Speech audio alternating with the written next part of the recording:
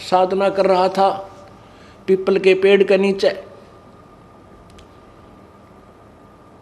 और कुछ बहनें और भाई जो है भक्त जा रहे थे, कह रहे थे एक बहुत पहुंचे हुए संत हैं और भूत भविष्य की बता देते हैं, उनके पास जाते हैं सत्संग सुनने के लिए।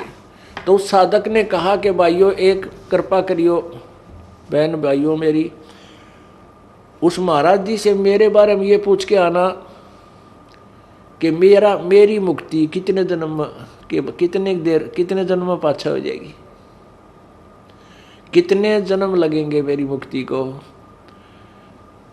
तो उन्होंने जाकर बताया तो महात्मा जी ने कहा कि उस साधक को मोक्ष प्राप्ति के लिए इतने जन्म लेने पड़ेंगे जितने पीपल का पाते, जिस वृक्ष के नीचे वो साधना करा उसी के पत्ते जितने हैं इतने जन्म लेने पड़ेंगे उसको, जब उसका मोक्ष होगा।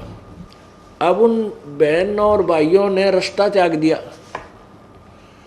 हम वहां से जाएंगे उस रास्ते से जहां पर वो साधक साधना कर रहा है, और उसको हम ये बताएंगे कि तू तेरा मोक्ष इस पीपल के पत्तों जितने जन्म ले लेगा जब होगा, कहीं उसका हार्ट अटैक ना हो जाए, इसलिए वह दूसरा साइड बदल कर दूर सी का 1 एकड़ दूरी का जान लग गए। तो साधक ने आवाज लगाई कि भगत जियो, ए बहनों सुनियो, अरे मेरी प्रश्न का उत्तर लाए क्या तुम, एक बार इधर तो आओ। तो उन्हें सोची भाई चल, हमने सोचा कि ध्यान देगा साधना में बैठा है, पर उसके तो नजर नहीं छिगवाएंगे और बतावेंगे। वो चले गए उसके पास, उन्होंने कहा कि महात्मा जी ने कुछ बताया मेरे बारे में। तो वो कहने लगे भक्त और भक्तमती के भगत जी के बतावा, हमने तो डर लग गया बताती आना। वो कहने लगा बहनों भाइयों बताओ, अवश्य बताओ, बता दो जो भी है, मुझे कोई डर नहीं है, कितना समय लगे मैंने तो काम करना है। तो उन्होंने कहा कि महाराज जी ने ये बताया है कि भाई जितने इस पीपल का पत्ते हैं ना, ये पीपल के जितने पत्ते हैं जिसके नीचे तो साधना कर रहा है, इतने जन्म लेने पड़ेंगे फिर तेरा मोक्ष होगा।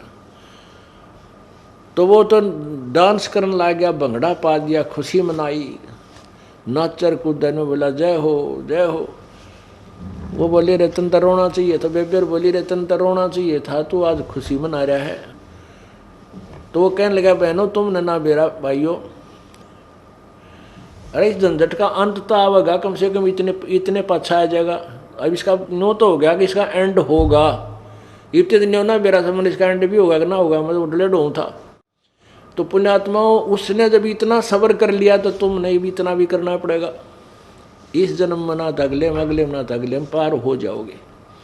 अगर सच्ची लगन से अंतिम श्वास तक केवल एक ही साधना और इसी परमेश्वर में और इस दास में श्रद्धा रही, यदि बाद में तुम कई ऐसे अनाड़ी और कर्महीन इंसान होते हैं, घर में थोड़ा सा सुख हो जाता है गुरु जी को त्याग देते हैं, कहते भक्ति यही कर लेंगे हम, क्या फर्क पड़ा है। नहीं, परमात्मा कहते हैं कि मम संत मुझे जान मेरा ही स्वरूपम, मेरे संत को मेरा ही स्वरूप जानो।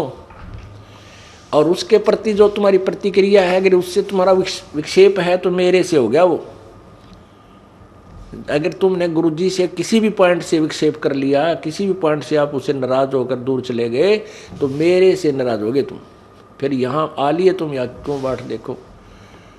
तो ऐसे हमने अपनी श्रद्धा बनानी है अंतिम श्वास तक उस परमात्मा के पाने की।